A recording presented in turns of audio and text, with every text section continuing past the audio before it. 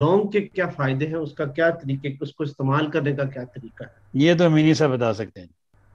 अच्छा चलो, ये उनका बता लूंगा, मेरा नहीं उनकी अब ट्रायल लूंगा। है। हम्म, ये हाँ है जी कि मेरी। ये जो है इसमें लौंग में भी काफूर पाया जाता है। और ये जो है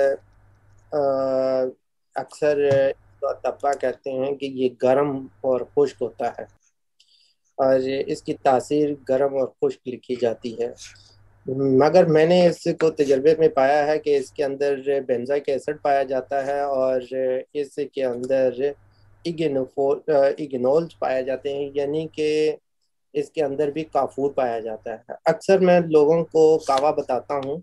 ऐसे ख़वातीन हजरात होते हैं जो मिजाजन ठंडे हो चुके होते हैं या गर्म हो चुके होते हैं, उनको भी मैं यही कावा बताता हूँ। लौंग, बड़ी इलायची और दालचीनी, इन तीनों में इग्नोल पाया जाता है, यानी कि काफूर की बहन पाई जाती है या भाई पाया जाता है। तो मेरे मिजाज मैं इसको ये क्योंकि पस को ख़त्म करता है, मिजाज में थोड़ा सा खुश्क है, मगर क्योंकि काफूर की तरह का है, ये फौरी तौर पर पस को कम करने में मदद करता है। और ये ऐसी चीज़ें जो प्रोटीन बेस खाते हैं हम, जैसे गोश्त है, मुर्गी है, मछली है, ये हमारी बॉडी के अंदर एक प्लेग पैदा करते हैं। और इसके लिए लौंग, दालचीनी और बड़ी इलायची का इस्तेमाल करना बहुत ज़रूरी है। इसको पहले हल्का सा तेल को गर्म करें, उसके अंदर लौंग, दालचीनी या बड़ी इलायची, जो फ्लेवर आपको ज़्यादा पसंद है वो ज़्यादा डाल दीजिए। ये रेशे को कम करते हैं, पेट के अंदर जो बैक्टीरिया बनता है वो पेट में गैस पैदा करता है, तो उसको ये पैदा उनको डिसॉल्व करता है और मदद करता है। जैसे चावल खाने वाले लोग हैं, चावल से भी बहुत ज़्यादा जो रेशा बनता है, और उसकी वजह से भी बाज़ लोगों को गैस बन जाती है। तो चावल को उबालते वक्त ये तीनों चीज़ें भी डाल सकते हैं, और ख़ास तौर पर जो दालचीनी का इस्तेमाल है वो ज़रूर करें कि उसके जो इसके अंदर जो एक वोलाटाइल होता है दालचीनी के अंदर, जो चावलों में मिक्स हो जाता है, और चावल जो है बादी नहीं रहते। तो ज़्यादातर ये जो लौंग का है, ये बॉडी के अंदर से जो ताफुन पैदा हो जाता है, बदबू पैदा हो जाती है, मैदे में बदबू पैदा हो जाती है उसको, और लंग्स के लिए बहुत अच्छी चीज़ है। ये है कि लंग्स जिसके पस पड़ने की वजह से, निमोनिया होने की वजह से, ये रेशे को कम करता है, लंग्स को भी साफ करता है। एसिड रिफ्लेक्सेस है, जहाँ बाज ऐसी औरतें हैं जिनके चेहरे पर दाने वगैरह निकल आते हैं, उनके लिए है। और ये जो बाज ऐसे हैं जिनकी पस पड़ जाती है, पेशाब में आती हैं, उसके लिए है। और ट्रैवल सिकनेस है, उसके लिए काम करता है। और ये समझें कि ये एंटीबायोटिक के आम रूटीन में एंटीबायोटिक है। अगर आप किसी तरह एंटीबायोटिक का इस्तेमाल कर रहे हैं तो साथ साथ लौंग, बड़ी इलायची और दालचीनी का भी इस्तेमाल करें, कि भाई लौंग की जो तापकारी है वो भी आपके बॉडी में स्टोर ना हो, और वो जल्दी जल्दी निकलती भी जाए और अपना काम कर जाए।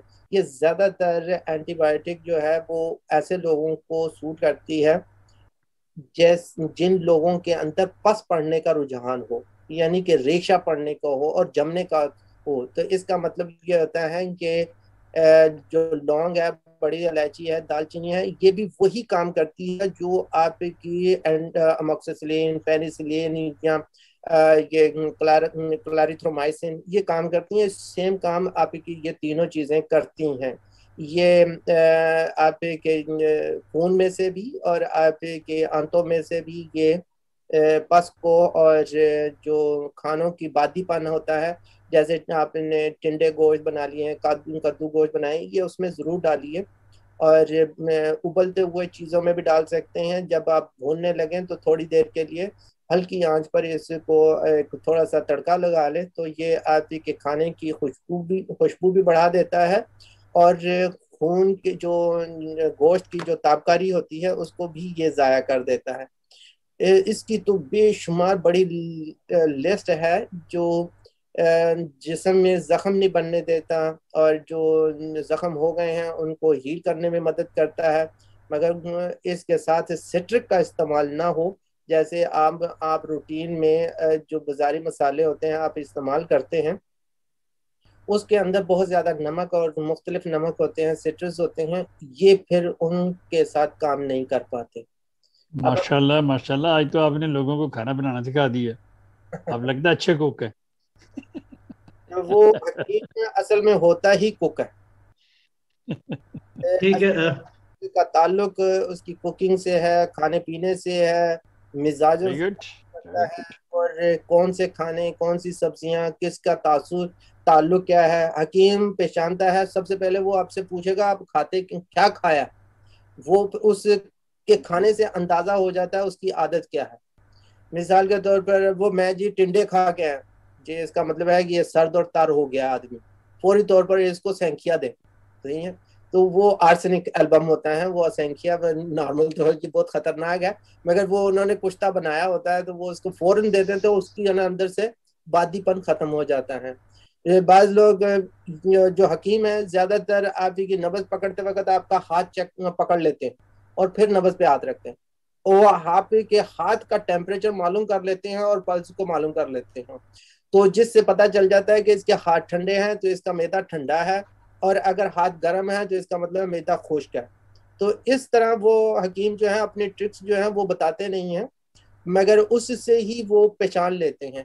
एक मिसाल के तौर पे एक बुजुर्ग हैं, उनके हाथ बहुत ठंडे थे, मैंने हाथ मिलाया तो उनका हाथ से मुझे पता चल गया कि ये हार्ट पेशेंट है, क्योंकि उनका कहीं इंटरनल ब्लीडिंग हो रही थी। मैंने सादा डायरेक्ट उनसे पूछा, मैंने कहा आपका बाईपास कब हुआ? कहता पिछले साल। यानी कि इंटरनल ब्लीडिंग होने से हाथ ठंडे हो जाते हैं। तो इसका मतलब होता है कि हम फौरी तौर पर उनके मिजाज तक पहुंच जाते हैं। जाकुमुल्लाह आपका अमीनी साहब। मैं अपने इस माजरत